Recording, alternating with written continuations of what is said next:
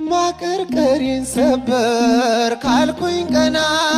በርትቼ ተራምርኩ እንደገና በጠላቴ ፊት ሞገስ ሆንከኝ ለባሪያህ ድል ሰጠኸኝ በጠላቴ ፊት ሞገስ ሆንከኝ ለባሪያህ ድል ሰጠኸኝ ቸር አምላክ የእውነት ዳኛ አማኑኤል የኔ መታመኛ በምን እጽናናለሁ ከሌለኝ እልል በምን ልበረታ ካላገዝከኝ አንተ ስላለ ነው መድኃኒቴ ቆሜ መታየት እልል ይባላል ይጨበጨባል አመስግኑት ቆሜ መታየቴ እንባዬ ታበሰ